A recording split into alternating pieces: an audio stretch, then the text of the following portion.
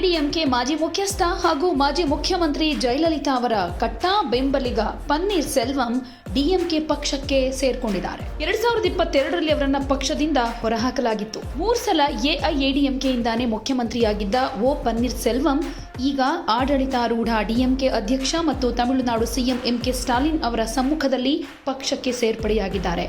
ದಿವಂಗತ ಎಐಎಡಿಎಂಕೆ ಮುಖ್ಯಸ್ಥೆ ಜಯಲಲಿತಾ ಅವರ ವಿಶ್ವಾಸಾರ್ಹ ಆಪ್ತ ಮತ್ತು ಒಪಿಎಸ್ ಅಂತಾನೆ ಜನಪ್ರಿಯರಾಗಿರೋ ಪನ್ನೀರ್ ಸೆಲ್ವಂ 3 ವರ್ಷಗಳಿಗೂ ಹೆಚ್ಚು ಕಾಲ ತಮ್ಮ ಮಾತೃಪಕ್ಷವನ್ನ ಮತ್ತೆ ಸೇರೋದಕ್ಕೆ ಫೇಲ್ಯೂರ್ ಆದ ಮೇಲೆ ಬದ್ಧ ವೈರಿ ಡಿಎಂಕೆ ಜೊತೆ ಕೈಜೋಡಿಸಿದ್ದಾರೆ. ಎಐಎಡಿಎಂಕೆ ಖಜಾಂಚಿಯಾಗಿ ಕಾರ್ಯನಿರ್ವಹಿಸ್ತಾ ಇದ್ದ ಹಾಗೆ ಪಕ್ಷದ ಸಂಯೋಜಕರ ಹಿಂದಿನ ಉನ್ನತ ಹುದ್ದೆಯನ್ನು ಅಲಂಕರಿಸಿದ್ದ ಒಪಿಎಸ್ ತಮ್ಮ ಮಗ ಪಿ ರವೀಂದ್ರನಾಥ್ ಕುಮಾರ್ ಹಾಗೆ ಬೆಂಬಲಿಗರ ಜೊತೆ ಡಿಎಂಕೆಗೆ ಸೇರ್ಪಡೆಯಾದರು. 2006ರಲ್ಲಿ ಡಿಎಂಕೆ ಸರ್ಕಾರ ರಚಿಸಿದ ಮೇಲೆ ಪನ್ನೀರ್ ಸೆಲ್ವಂ ಅವರು ಡಿಎಂಕೆ ಸೇರೋದಕ್ಕೆ ಸಂತೋಷ ವ್ಯಕ್ತಪಡಿಸಿದ್ರು. ಎಐಎಡಿಎಂಕೆ ಮುಖ್ಯಸ್ಥ ಎಡಪ್ಪಾಡಿ ಕೆ ಪಳನಿಸ್ವಾಮಿ ಅವರನ್ನ ನಿರಂಕುಶಾಧಿಕಾರಿ ಮತ್ತು ದುರಹಂಕಾರಿ ಅಂತ ಟೀಕೆ ಮಾಡಿದ್ರು. ಎಐಎಡಿಎಂಕೆಗೆ ಎಲ್ಲಾ ಸಮಯದಲ್ಲೂ ಗೆಲುವು ಇಲ್ಲ ಅನ್ನೋ ಪರಿಸ್ಥಿತಿಯನ್ನು ಸೃಷ್ಟಿಸಿದ್ದಾರೆ. ಎಐಎಡಿಎಂಕೆಯಲ್ಲಿ ಅವರನ್ನು ಉಚ್ಚಾಟಿಸಿದ ಮೇಲೆ ಅವರು ಎದುರಿಸಿರೋ ಪರಿಸ್ಥಿತಿಗೆ ಸಂಬಂಧಪಟ್ಟ ಪ್ರಶ್ನೆಗಳಿಗೆ ಹಿಂದಿನ ಬಗ್ಗೆ ಕಾಳಜಿ ವಹಿಸೋದಿಲ್ಲ ಮತ್ತು ಸಿಎಂ ಸ್ಟಾಲಿನ್ ಅವರ ಆದೇಶವನ್ನ ಪಾಲಿಸ್ತೀನಿ ಅಂತ ಹೇಳಿದ್ದಾರೆ. ಸಿಎಂ ಸ್ಟಾಲಿನ್ ಜನರ ಅಗತ್ಯಗಳನ್ನ ಅರ್ಥ ಮಾಡ್ಕೊಳ್ತಾರೆ, ಎಲ್ಲಾ ವರ್ಗದ ಜನರಿಗೆ ಕಲ್ಯಾಣ ಯೋಜನೆಗಳನ್ನ ಯಾವುದೇ ಪಕ್ಷಪಾತ ಇಲ್ಲದೆ ತಲುಪಿಸ್ತಾರೆ ಅಂತಾನೂ ಹೇಳಿದ್ದಾರೆ. ಡಿಎಂಕೆಯನ್ನ ದುಷ್ಟ ಶಕ್ತಿ ಅಂತ ಹಣೆಪಟ್ಟಿ ಕಟ್ಟೋದನ್ನ ನಿರಾಕರಿಸಿದ್ರು. ಡಿಎಂಕೆಯನ್ನ ವಿರೋಧಿಸೋ ಯಾವುದೇ ಪಕ್ಷ ಈಗ ಇಲ್ಲ ಅಂತಾನೂ ಹೇಳ್ಕೊಂಡ್ರು.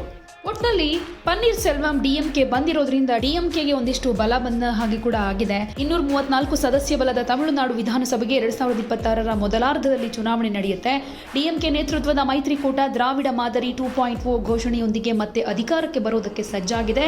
ಜೊತೆಗೆ ಇದೇ ವೇಳೆ ನಟ ಹಾಗೆ ರಾಜಕಾರಣಿ ವಿಜಯ್ ಅವರ ಟಿವಿಕೆ ಅವರು ರಾಜಕೀಯಕ್ಕೆ ಬಂದಿರೋದ್ರಿಂದ ಈ ಸ್ಪರ್ಧೆ ಒಂದು ರೀತಿ ತ್ರಿಕೋನಾಕಾರವಾಗೋ ಸಾಧ್ಯತೆ ಕೂಡ ಇದೆ ಅಂತ ಹೇಳಬಹುದು. ಒಂದು ಕಡೆ ಡಿಎಂಕೆ, ಇನ್ನೊಂದು ಕಡೆ ಎಐಎಡಿಎಂಕೆ, ಅದು ಬಿಜೆಪಿ ಜೊತೆ ಮೈತ್ರಿ ಮಾಡ್ಕೊಂಡಿದೆ, ಎನ್ಡಿಎ ಮೈತ್ರಿಕೂಟ ಅಂತ ಹೇಳ್ಬೋದು. ಅದನ್ನ ಬಿಟ್ರೆ ಟಿವಿಕೆ. ಸೊ ಈ ಸಲ ತಮಿಳುನಾಡಿನಲ್ಲಿ ತ್ರಿಕೋನ ಸ್ಪರ್ಧೆ ಏರ್ಪಡೋದಂತೂ guarantee.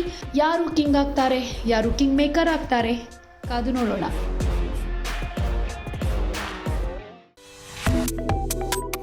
Subscribe to One India and never miss an update. Download the One India app now.